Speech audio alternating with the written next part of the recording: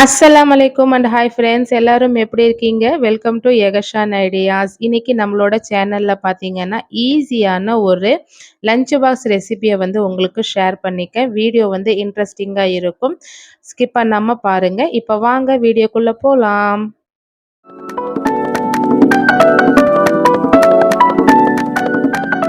இப்போ நான் ஒரு பாத்திரத்தில் ஒரு செம்பு அளவுக்கு தண்ணி ஊற்றிட்டு அதில் வந்து ஒரு 6 முட்டையை நான் சேர்த்திட்டு, முட்டையை வந்து உடையாமல் இருக்கிறதுக்கு நம்ம வீடியோவில் வந்து நான் டிப்ஸ் ஷேர் பண்ணியிருக்கேன். அது என்னன்னு பார்த்தீங்கன்னா, கொஞ்சமாக வந்து உப்பு சேர்த்திட்டு ஒரு 2 ஸ்பூன் அளவுக்கு ஒரு 2, 3 சொட்டு வந்து எண்ணெயை சேர்த்திக்கோங்க. அடுப்பு வந்து ஆர்வ கோளாறுல வந்து எந்திரிச்சு பற்ற வச்சேன். கீழே வந்து நம்ம நைட் படுக்கும்போது கேஸ் ஆஃப் பண்ணிட்டு படுப்போம்ல, அதை கூட கவனிக்காமல் அடுப்பு பற்ற வச்சுட்டு இருந்தேன். அப்புறம் மறுபடியும் கேஸை ஆன் பண்ணிவிட்டு முட்டையை வந்து அடுப்பில் வச்சுட்டேன். இந்த பக்கத்தில் பார்த்தீங்கன்னா மைதா மாவை பிசைஞ்சு வச்சிடலாம் அப்படின்னு சொல்லிட்டு ஒரு 3/4 கிலோ அளவுக்கு மைதா மாவு எடுத்துக்கிட்டேன். மைதா மாவை வந்து ஜலிச்சு வந்துட்டு அதுக்கப்புறம் வந்து மாவு பிசையிறது அப்படின்றது ரொம்ப ஒரு நல்ல விஷயம். ஏன்னா சில நேரத்தில் பார்த்தீங்கன்னா புழு வண்டெல்லாம் இருக்கும். இந்த மாதிரி நம்ம ஜலிச்சுக்கிட்டோம் அப்படின்னா ஜூஸி இருந்தாலும் கூட வந்துடும். எனக்கு வந்து வண்டு புழு எதுவும் இல்லை, ஆனால் வந்து டஸ்ட்டு தூசி எல்லாம் இருந்தது. இப்போ மாவை வந்து நல்லா ஜலிச்சு எடுத்துக்கிட்டேன். கொஞ்சமாக வந்துட்டு அந்த மாவுக்கு தகுந்த உப்பையும் ஒரு கொ ஒரு டேபிள் ஸ்பூனுக்கும் கொஞ்சம் கம்மியாக சர்க்கரை சேர்த்துக்கிட்டேன். ஒரு 2 டேபிள் ஸ்பூன் அளவுக்கு குக்கிங் ஆயில் சேர்த்துட்டு நல்லா தண்ணி ஊற்றிட்டு நல்லா வந்து மாவை வந்து தோள்பட்டை வலிக்கிற அளவுக்கு வந்து நல்லா மாவை பிசையணும். நம்ம வந்து எந்த அளவுக்கு வந்து மாவு அழுத்தம் கொடுத்து பிசையிறோமோ மாவு வந்து அந்த அளவுக்கு வந்து நம்மளுக்கு ரொட்டி வந்து சாஃப்டாக வந்து நல்ல லேயராக கிடைக்கும். இதோட வேலை முடிஞ்சிருச்சு அவ்வளோதான், க பிசையிற ப்ராசஸிங் முடிஞ்சிருச்சுன்னு நினைக்காதீங்க. இன்னும் கொஞ்சம் ஆயில் அப்ளை பண்ணிவிட்டு இன்னும் ஒரு 10 நிமிஷம் வந்து நம்ம கை விடாமல் மாவு பிசையணும். எண்ணெய் ஊற்றுனதுக்கு அப்புறமும் நம்ம வந்து மாவை வந்து ஒரு 5 நிமிஷம் கை விடாமல் இதே மாதிரி பரட்டிக்கிட்டே இருந்தோம் அப்படின்னா கை வலி வருதோ இல்லையோ ரொட்டி வந்து நல்லா வந்து சாஃப்டாக இருக்கும். நல்லா வந்து மாவை வந்து நல்லா வந்து இந்த மாதிரி அழுத்தம் கொடுத்து கொடுத்து நல்லா வந்து ஒரு 5 நிமிஷம் நம்ம மசாஜ் பண்ணி நல்லா மாவை பிசைஞ்சு மூடி வச்சுட்டோம் அப்படின்னா மாவு வந்து நல்லா வந்து லூஸ் ஆயிரும். ரொட்டி வந்து நம்மளுக்கு வந்து கடை ரொட்டி மாதிரி வேணும், லேயராக வேணும், பதராக இருக்கணும் அப்படின்னா இந்த மாதிரி கொஞ்சம் வேலைகளை நம்ம செஞ்சு தான் ஆகணும். அதுக்கப்புறம் பார்த்தீங்கன்னா ஸ்கூலுக்கு டைம் ஆகிட்டே இருக்குது. டைம் போயிட்டே இருக்கிறனால ஒரு பக்கத்தில் வந்து அடுப்பில் வந்து பாலை காய்ச்சிட்டு ஃபஸ்ட்டு வந்து சுமியாவுக்கு வந்துட்டு பூஸ்ட்டுக்கு பாலை எடுத்துட்டு அதுக்கப்புறம் டீக்கு பாலை சேர்த்திக்கலாம் அப்படின்னு சொல்லிட்டு ஃபஸ்ட்டு வந்து பாலில் சர்க்கரையை போட்டுட்டேன். கூடவே பார்த்தீங்கன்னா முட்டை வந்து நல்லா வெந்து வந்துருச்சு. இந்த முட்டையை வந்துட்டு நான் வந்து உங்களுக்கு எடுத்து காமிக்கிறேன் பாருங்கள். இப்போ அதே அடுப்பில் வந்து ஒரு பேன் அடுப்பில் வச்சுட்டு கொஞ்சமாக வந்துட்டு மல்லி சேர்த்திக்கிட்டேன், 2 வரமிளகா சேர்த்திக்கிட்டேன். அதுக்கப்புறம் வந்து ஜீரகம், சோம்பு, அப்புறம் பார்த்துட்டிங்கன்னா கொஞ்சோண்டு மிளகு, ஒரு பட்டை, ஒரு லவங்கம் இதெல்லாம் சேர்த்துட்டு இதை வந்துட்டு ஒரு 5 நிமிஷம் வந்து மீடியம் ஃப்ளேமில் வச்சு நல்லா வந்து வணக்கிக்கோங்க. அதாவது நான் வரமிளகா வந்து கம்மியாக எடுத்திருக்கேன். எங்கள் வீட்டில் வந்து காரம் வந்து நாங்கள் கொஞ்சம் கம்மியாக சாப்பிடுவோம். நீங்கள் வந்து காரம் வந்து நல்ல ஸ்பைசியாக வந்து நிறையா வந்து காரம் சாப்பிட்றவங்களா இருந்தீங்கன்னா ஒரு 6, 7 வரமிளகா கூட எடுத்துக்கோங்க. நல்லா வந்து டேஸ்ட்டாக இருக்கும். இந்த பக்கத்தில் வந்து பார்த்தீங்கன்னா சண்முகி மாதிரி டைம் ஆகிட்டே இருந்தது ஸ்கூலுக்கு. அதனால் சீக்கிரமாக வந்து வெங்காயத்தை வந்து கட் பண்ணேன்.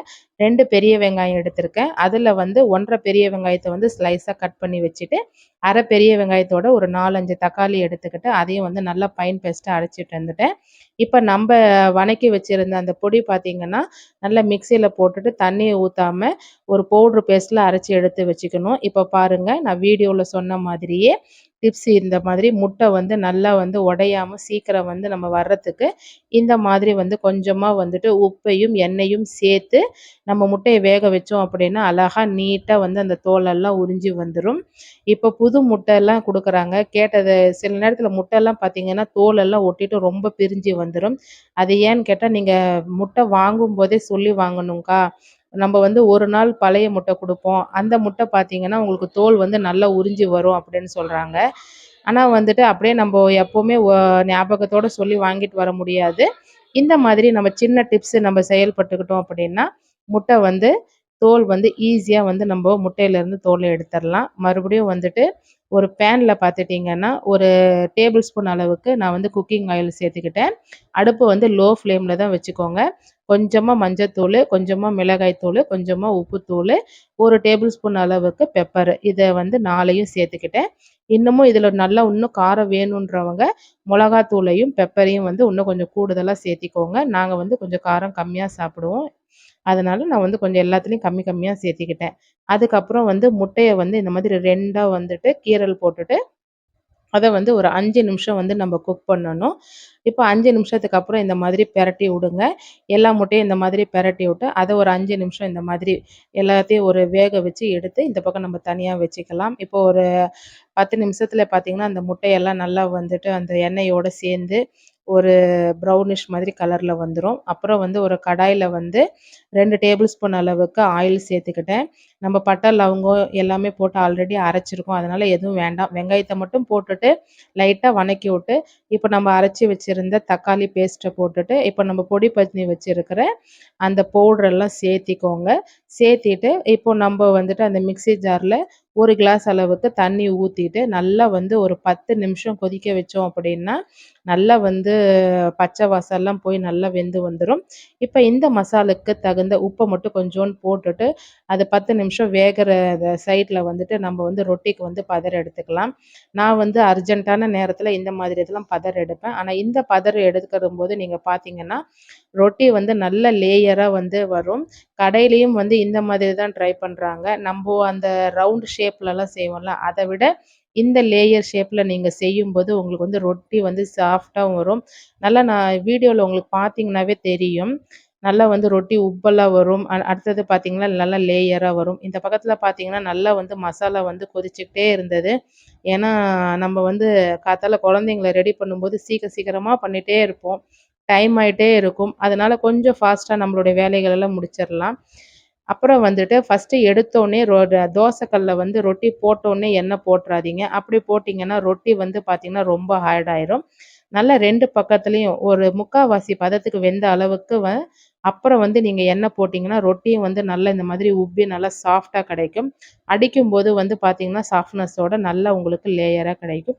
வீடியோல பார்த்தீங்கன்னாவே நல்லா தெரியும். இப்ப பாருங்க ரொட்டி நல்லா சுட்டு எடுத்துட்டேன். இப்ப பாருங்க தனியா அழகா லேயரா வருது. இதெல்லாம் ஒரு பெரிய ட்ரிக்ஸே இல்லங்க.